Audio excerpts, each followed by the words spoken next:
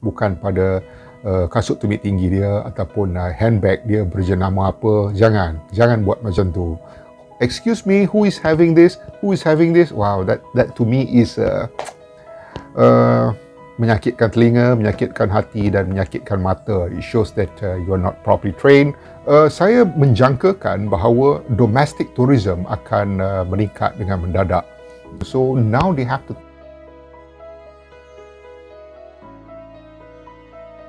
Assalamualaikum warahmatullahi taala wabarakatuh. Bertemu sekali lagi kita di siri yang kedua ni selepas bercuti agak panjang. Dan apakah topik saya pada minggu ini? Topik saya adalah very basic. Kita sekarang ni berada di hotel dan kita berada di food and beverage department, dan anda sebagai petugasnya, apakah yang perlu anda lakukan untuk memastikan yang standard anda diikuti dan segala-galanya berada pada standard yang tinggi seperti hotel-hotel lain di negara-negara luar, ya. Okey, 5 perkara asas. Kesemuanya sebenarnya ada 10 yang saya dah shortlistkan, tetapi saya buat 5 dahulu kerana waktu yang agak terhad, kerana jika 10 ia menjadi terlalu panjang sampai 30 minit. Ya, itu seperti saya membuat sesi classroom session, ya. So itu bakal mengganggu. Anyway, kita terus lompat ke perkara yang pertama. Perkara yang pertama ialah greet and seat. Ini sangat penting, ya, greet and seat. Sesetengah establishment dia menggunakan konsep 15 and 10. 15 and 10 bermaksud 15 steps away you have an eye contact with your guests. Manakala 10 steps away you start to greet your guests. Tetapi ada juga setengah establishment yang beranggapan bahawa 15-10 itu adalah jarak yang terlalu jauh. Jadi dia dekatkan sedikit menjadi 10 and 5. Which to me makes sense, ya. So di dalam jarak 10 steps away daripada tetamu, anda telah pun membuat contact, ya. Contact pertama ialah eye contact. Lihat pada mata ataupun muka tetamu itu sendiri, ya. Bukan pada kasut tumit tinggi dia ataupun handbag dia berjenama apa. Jangan buat macam tu, ya. So what you have to do is to establish an eye contact, and number 2 is to greet the guest menggunakan frasa-frasa yang telah diberikan oleh pihak hotel ataupun pihak restoran yang mana anda bekerja, ya.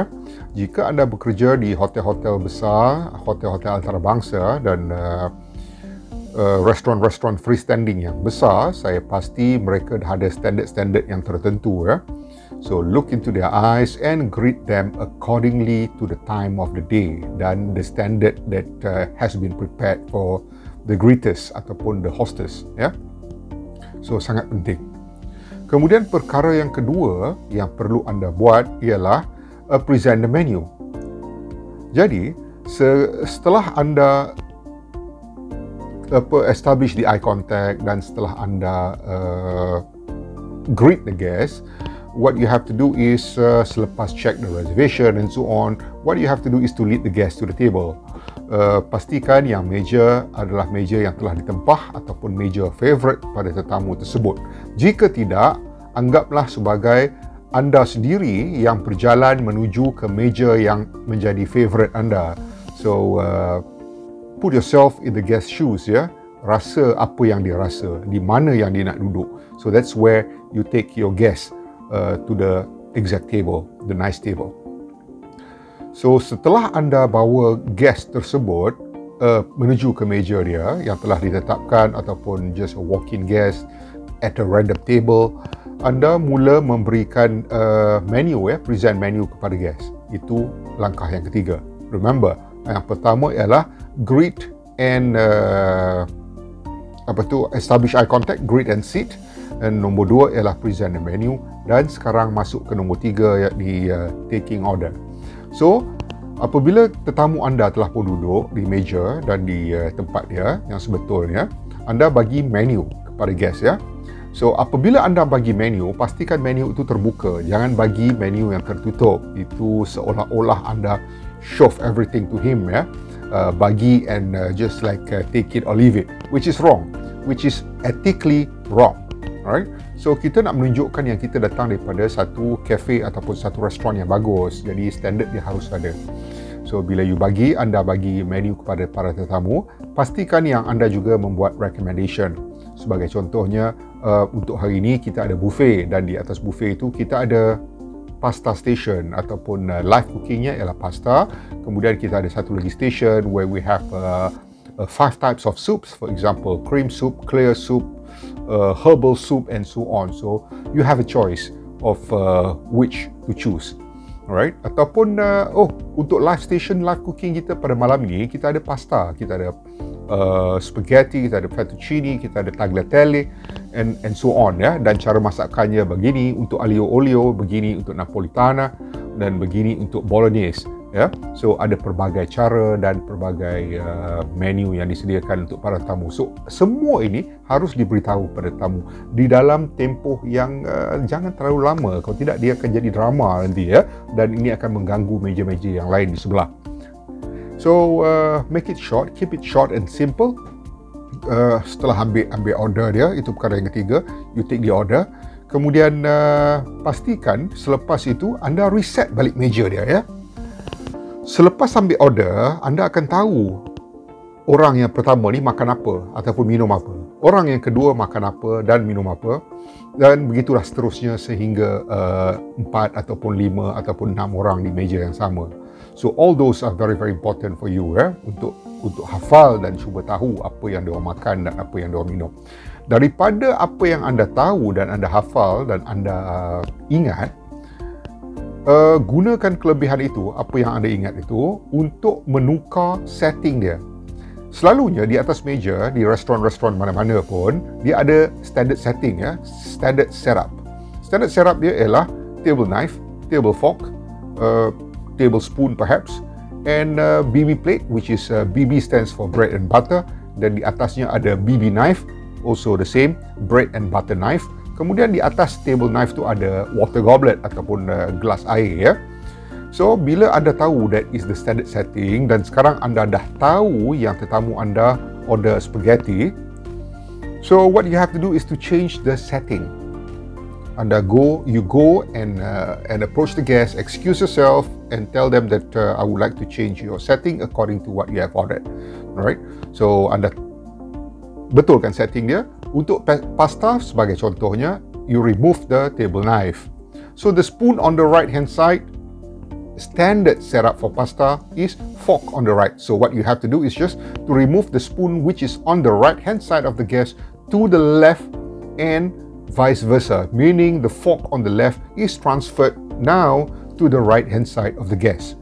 So it's as easy as that.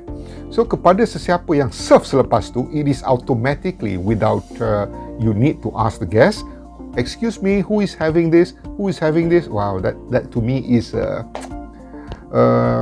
menyakitkan telinga, menyakitkan hati dan menyakitkan mata. It shows that you are not properly trained, the manager is not doing anything, and then no action is being taken, ya. So sebagai seorang petugas yang sangat-sangat prihatin, yang sangat-sangat terlatih, by looking at the table setup, you already know who is having what. So jika saya pergi ke tetamu A, saya tengok setting dia yang terbalik, fork di sebelah kanan dan spoon di sebelah kiri, saya tahu yang dia akan makan pasta, ya. Jadi spaghetti, aglio olio, or it can be napolitana. So saya akan letak kepada tetamu tersebut. And then pergi kepada tetamu kedua, saya tengok dia punya table knife. Oh, dia tak pakai table knife, dia ada steak knife. So definitely, walaupun saya bukan orang yang ambil order pada waktu pertama tadi, dan saya cuma serve sahaja, saya tengok setting dia, saya tahu that that guest is actually having a steak. Excuse me sir, this is your filet mignon. Alright, as simple as that. And then bila masuk ke tetamu yang ketiga, you tengok, oh, ada chopstick dengan Chinese spoon. Alright, chopstick dengan Chinese spoon. Apa dia makan ni? Oh, wonton noodle. Alright, there must be an Asian noodle. Dia takkan makan pasta dengan chopstick, ataupun dia takkan makan nasi goreng dengan chopstick and so on, ya.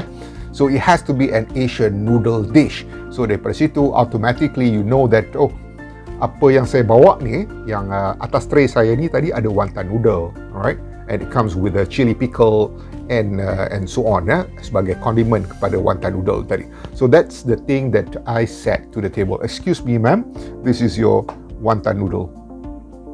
Alright, so explain to the guest.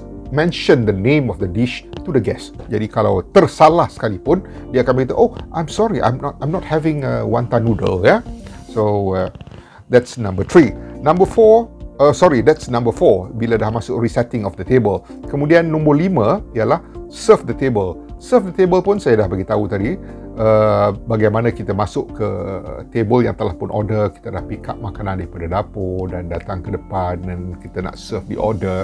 Dan kita tengok pada setting ataupun kita tengok pada captain order, a small sheet dekat belakang tu yang tertulis meja berapa, makan apa mengikut susunan cover number yang telah ditetapkan.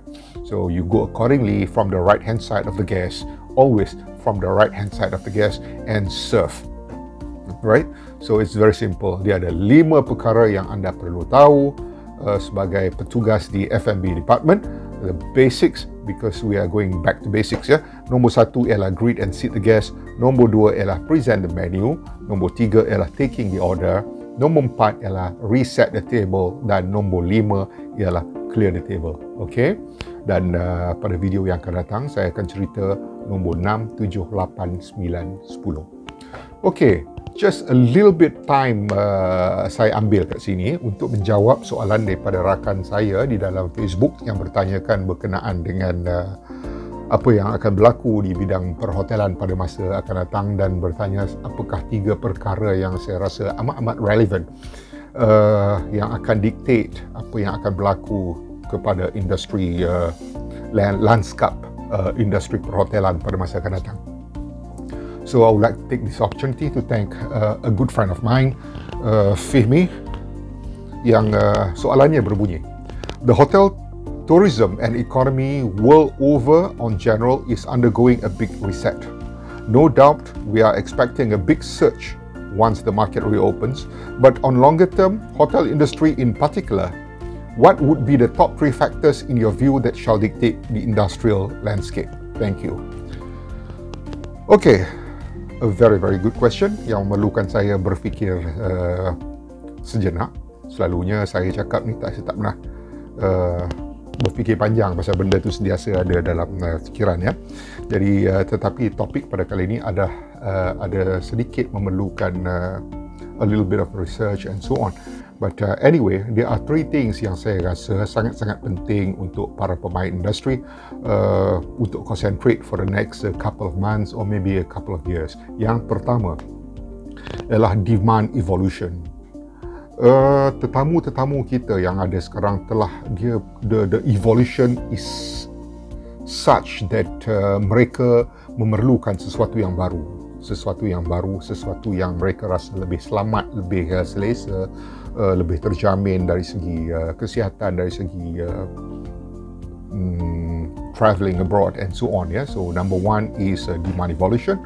So apakah yang perlu dilakukan? Apa yang saya rasa, saya berfikir satu pagi ni, what are the things that need to be done?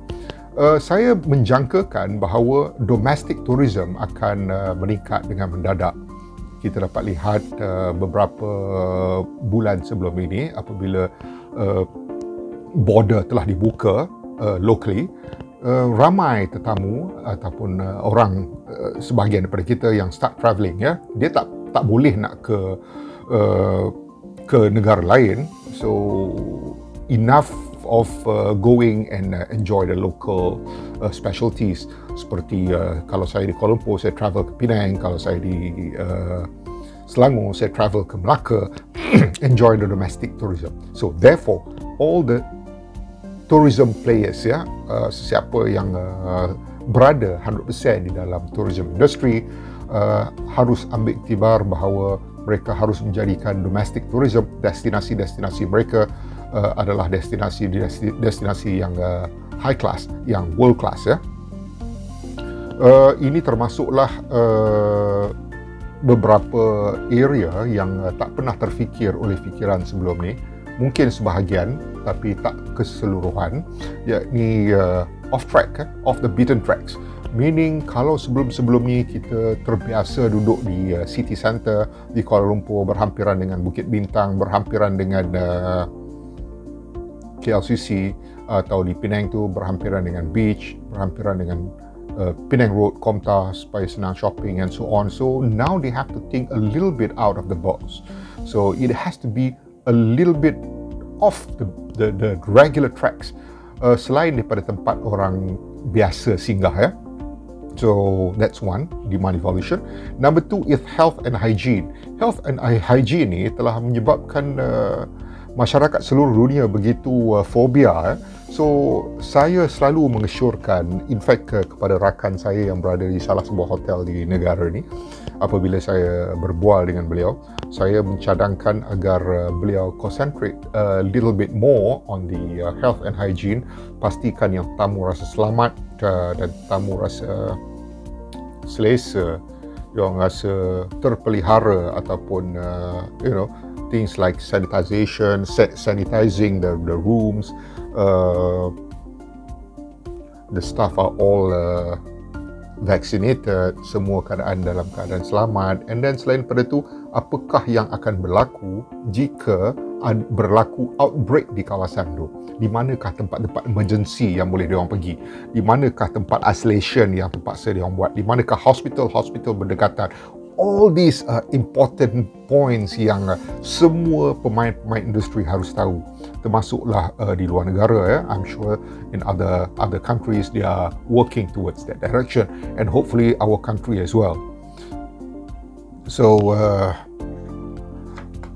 kalau kita nak bandingkan dengan negara-negara luar, kita sebenarnya tak jauh. Kita pun sedang berusaha untuk menuju ke arah kembalinya tetamu untuk start domestic tourism, ataupun membuka pintu semula kepada tetamu-tamu luar negara. And then trust me that apabila kita concentrate kepada keselamatan dan kesihatan para tetamu, benda ni akan merebak dengan cepat ya. Study shows that 92% of hotel booking now are based on the trust from the word of mouth.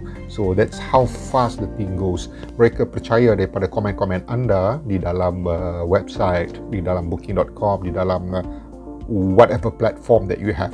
Mereka percaya. Jadi 92%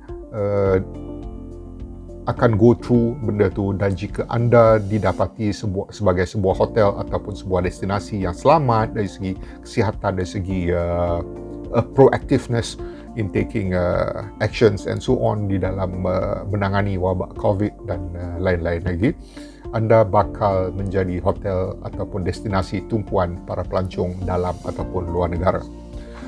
Kemudian yang ketiga yang saya rasa we should be concentrating on is innovation and digitalization. Sekarang ni semuanya menggunakan everything moves very fast. People don't go to travel agencies anymore, people don't call anymore, people don't do this, don't do that, and I salute AirAsia, Tan Sri Tony Fernandes, for doing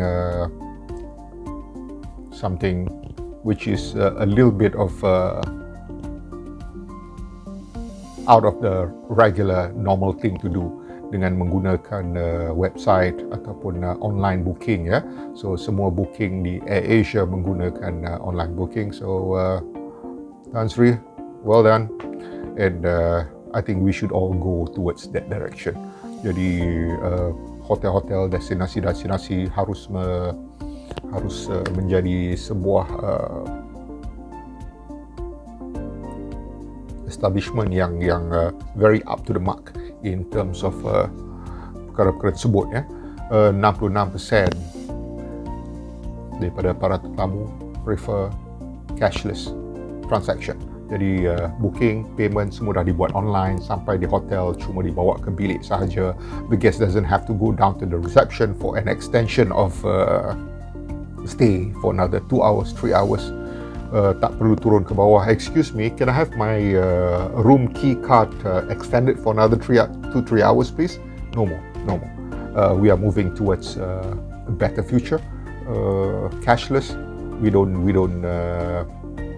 meet that much people anymore, less contact, so that in terms of efficiency dia juga akan bertambah ya. So 66% dalam studi menunjukkan bahawa transaksi berlaku dengan secara digital ya. So it's cashless. Manakala you wouldn't know dalam masa terdekat nanti kemungkinan besar negara-negara luar ataupun negara-negara kita akan mula menuju ke arah digitalized passport. This is something which is not impossible. It is possible. So orang dah tak bawa pasport, orang dah tak pegang, 10 orang pegang, 100 orang pegang, nak tukar duit kena pegang pasport, immigration pegang pasport, custom pegang pasport, orang tu pegang pasport. So it's not hygienic and it's not safe anymore. People are very much concerned about safety. So one of the best ways will be digitalized passport. So all those things. And what else? I guess these are the 3 things that I should be highlighting. So number 1 is demand evolution, number 2 is health and hygiene, and number 3 is innovation and digitalization. Oh, susah nak sebut ni. It's like a tongue twister. Belit-belit lidah saya. So thank you very much for asking. I'm sorry that the video has gone slightly too far. I mean slightly too long. Selalunya saya akan cuba buat dalam masa 12 hingga 15 minit saja. Tapi I guess it should be alright for this time. So keep the questions coming so that saya boleh menjawab pada masa-masa yang akan datang. So thank you very much. And hope to see you again. Jangan lupa like, share dan subscribe. Till we meet again, insyaAllah. Assalamualaikum warahmatullahi taala wabarakatuh.